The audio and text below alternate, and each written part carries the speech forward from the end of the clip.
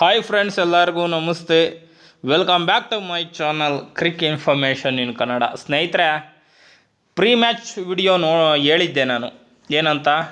ಇವತ್ತ Delhi versus Mumbai match ಇದೆ, ಪಕ್ಕಾ ಡೆಲ್ಲಿ ಗೆಲ್ತಾರೆ ಅಂತ. ಅದೇ ಥರನೇ ಆಯಿತು ಸ್ನೇಹಿತರೆ. ಡೆಲ್ಲಿಯವರು ಮೊದಲು ಬ್ಯಾಟಿಂಗ್ ಮಾಡಿ ಸುಮಾರು 257 ರನ್ ಹೊಡೆದ್ರು. ಸುಮಾರು ಅಂತ ಯಾಕೆ ಹೇಳೋಣ, 257 ರನ್ನನ್ನು ಹೊಡೆದ್ರು. ಇದಕ್ಕೆ ಪ್ರತಿಯಾಗಿ ಮುಂಬೈ ಇಂಡಿಯನ್ಸ್ 247 ರನ್ನನ್ನು ಹೊಡೆದ್ರು. 10 ರನ್ನಿಂದ ಸೋತರು. ಸ್ನೇಹಿತರೆ ನೋಡಿ, ಈ ತರಹದ ಒಂದು ಬೃಹತ್ ಮೊತ್ತ ಕಲೆ ಹಾಕಿದ ತಂಡಕ್ಕೂ ಕೂಡ ಸೋಲ್ತೀನಿ ಅನ್ನೋ ಭಯ ಕಟ್ಟಿಟ್ಟ ಬುತ್ತಿ. ಅದು ಏನೋ ಗೊತ್ತಿಲ್ಲ, ಈ ಒಂದು IPLಗೆ 200 ಅನ್ನೋದು ಸ್ಕೋರೇ ಅಲ್ಲ ಅನ್ನೋ ರೀತಿ ಆಗೋಗ್ಬಿಟ್ಟಿದೆ. ಅದೇನು ಇಂಪ್ಯಾಕ್ಟ್ ಪ್ಲೇಯರ್ ಒಂದು ತಗೊಂಡಿದ್ರೆ ಪ್ರಭಾವನೋ ಏನೋ, ಅದೇನೋ ಗೊತ್ತಿಲ್ಲ. 200 ಅನ್ನೋದು ಸ್ಕೋರೇ ಅಲ್ಲ ರೀ, ಆ ರೀತಿ ಆಗೋಗ್ಬಿಟ್ಟಿದೆ. ಈ ಕಳೆದ IPLಗಳಲ್ಲೆಲ್ಲ 200 ರನ್ ಹೊಡೆದಿದ್ದಾರೆ ಅಂದರೆ ದೊಡ್ಡ ಸ್ಕೋರಪ್ಪ, ಅದನ್ನು ಚೇಸ್ ಮಾಡೋಕ್ಕಾಗಲ್ಲ ಅನ್ನೋ ರೇಂಜಲ್ಲಿ ಮಾತಾಡೋರು. ಆದರೆ ಇವಾಗ 200 ಅಂದರೆ ಎಷ್ಟು ಟೀಮ್ಗಳು 250 ಮೇಲೆ ಹೊಡೆದು ಬಿಟ್ಟವ್ರಿ.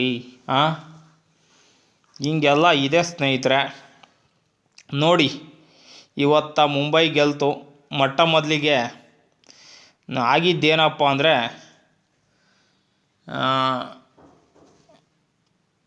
ಬ್ಯಾಟಿಂಗ್ಗೆ ಬಂದಂತಹ ಡೆಲ್ಲಿ ಅಭಿಷೇಕ್ ಪೋರೆಲ್ ಮತ್ತು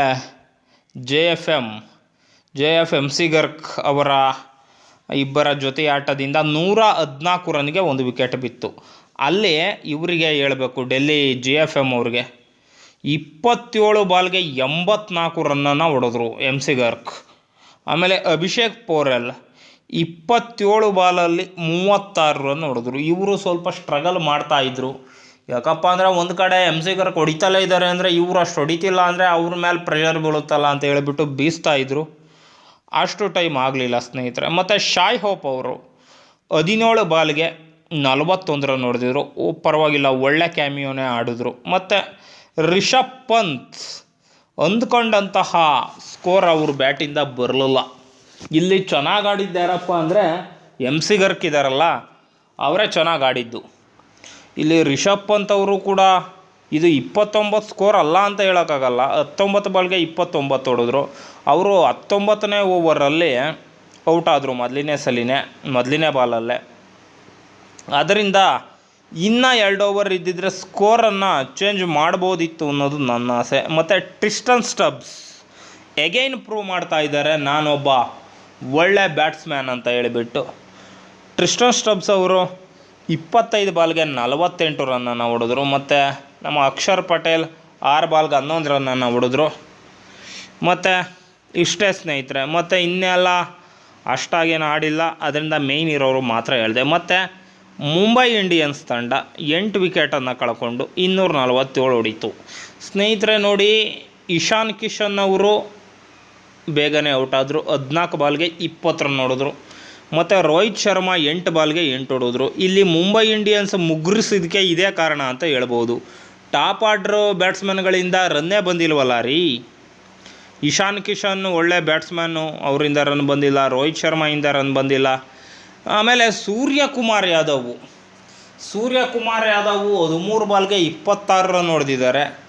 200ರ ಸ್ಟ್ರೈಕ್ ರೇಟಲ್ಲಿ ಆಡಿದ್ದಾರೆ. ಬಟ್ ಇನ್ನೊಂದು ಸ್ವಲ್ಪ ಇರಬೇಕಿತ್ತು, ಬೇಗ ಔಟ್ ಆಗಿಬಿಟ್ಟಿದ್ದಾರೆ ಅಂತ ನನಗನ್ನಿಸ್ತು.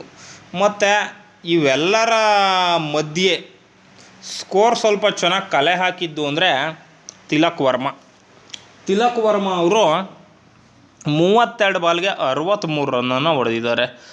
ಅವರು ಆ ಟೈಮಲ್ಲಿ ಸ್ವಲ್ಪ ಇನ್ನೇನು ಚೇಸಿಂಗ್ ಟೈಮಲ್ಲಿ ಇದಾಗಿದ್ದು, ಕೊನೆ ಮೂಮೆಂಟಲ್ಲಿ ಔಟ್ ಆಗಿದ್ದು. ಅವರು ಸ್ವಲ್ಪ ನೋಡ್ಕೊಂಡು ಆಡಿದರೆ ಕೊನೆವರೆಗೂ ಇದ್ದಿದ್ರೆ ಒಂದು ಪಾಸಿಬಲ್ ಇತ್ತು ಅಂತ ಅಂದ್ಕೋತೀನಿ ಮುಂಬೈಗೆ. ಆದರೆ ಅವರು ಔಟ್ ಆಗಿಬಿಟ್ರು, 63 ರನ್ ಹೊಡೆದು. ಮತ್ತು ಹಾರ್ದಿಕ್ ಪಾಂಡ್ಯ 24 ಬಾಲ್ಗೆ 46 ಹೊಡೆದಿದ್ದಾರೆ. ಓಕೆ, ಅಪ್ರಾಕ್ಸಿಮೇಟ್ಲಿ 200ರ ಸ್ಟ್ರೈಕ್ ರೇಟಲ್ಲಿ ಆಡಿದ್ದಾರೆ. ಟೀಮ್ ಡೇವಿಡ್ 17 ಬಾಲ್ಗೆ 37 ಹೊಡೆದಿದ್ದಾರೆ. ಇವರು ಕೂಡ ಲಾಸ್ಟ್ ಮೂಮೆಂಟಲ್ಲಿ ಔಟ್ ಆದರು. ಇವೆಲ್ಲದರ ಪರಿಣಾಮ ಮುಂಬೈ ಸೋಲೊಪ್ಕೊಳ್ಬೇಕಾಗಿ ಬಂತು. ಇಲ್ಲಿ ಮುಂಬೈ ತುಂಬ ಚೆನ್ನಾಗಿ ಸ್ಕೋರನ್ನು ಮಾಡಿದೆ ಸ್ನೇಹಿತರೆ. ಮೋಸ್ಟ್ಲಿ ಇದು one of the highest number of the ಇದು ಅಂತ ಅಂದ್ಕೊತೀನಿ ಮುಂಬೈದು. ಲಾಸ್ಟ್ ಟೈಮು ನಿಮಗೆ ಗೊತ್ತಿರ್ಬೋದು, ಮುಂಬೈ ವಿರುದ್ಧ SRH ಹೊಡೆದಿದ್ರಲ್ಲ 277 ರನ್. ಆಗ ಕೂಡ 246 ರನ್ನನ್ನು ಹೊಡೆದಿದ್ರು ಯಾರು, ಮುಂಬೈ. ಅದೇ ಅವ್ರದ್ದು ಹೈಯೆಸ್ಟ್ ಇತ್ತು. ಈಗ ಮತ್ತೆ ಹೈಯೆಸ್ಟ್ ಇದೆ ಇದು 247 ಹೊಡೆದ್ರಲ್ಲ ಇದು ಸ್ನೇಹಿತರೆ. ಇಲ್ಲಿ ಏನಪ್ಪ ಅಂತಂದರೆ DC ಬಾಟಮ್ ಆಫ್ ದಿ ಟೇಬಲಲ್ಲಿತ್ತು RCBಗಿಂತ. ನೋಡಿ ಯಾವ ರೀತಿ ಸ್ಟೆಪ್ ಬೈ ಸ್ಟೆಪ್ ಮೇಲೆ ಹೋಗ್ತಾ ಇದ್ದಾರೆ ಅಂತ. ನಿಜಕ್ಕೂ DCಗೆ ಇವಾಗ ಕಪ್ ಹೊಡೆಯೋ ಚಾನ್ಸು ಕೂಡ ಇದೆ. ಹೇಳಲಿಕ್ಕಾಗಲ್ಲ ಯಾವ ಟೀಮ್ಗಳು ಯಾವಾಗ ಸ್ಟ್ರಾಂಗ್ ಆಗಿಬಿಟ್ಟು ಮೇಲೆ ಹೋಗ್ತವೆ ಅಂತ. ಟಾಪ್ ಆಫ್ ದ ಟೇಬಲ್ ಇದ್ದಂತಹ CSK ಕೆಳಗಡೆ ಬರ್ತಾ ಇದೆ. ಇವತ್ತ LSG ಮತ್ತು ಇನ್ನೊಂದು ಯಾವುದೋ ರಾಜಸ್ಥಾನು ಮ್ಯಾಚ್ ಆಡ್ತಾ ಇದೆ. ಇವೆರಡರಲ್ಲಿ ಯಾವುದೋ ಒಂದು ಗೆಲ್ಲಬೇಕು, ಯಾವುದೋ ಒಂದು ಸೋಲ್ಲೇಬೇಕಲ್ವಾ.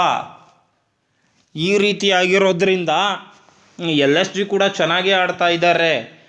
RR ಯಾವ ರೀತಿ ಚೇಸ್ ಮಾಡ್ತಾರೋ ನೋಡಬೇಕು. ಈ ರೀತಿ ಇರೋದ್ರಿಂದ IPL ಈ ಬಾರಿ IPL ರಣರೋಚಕ ಆಗ್ತಾ ಇದೆ ಸ್ನೇಹಿತರೆ.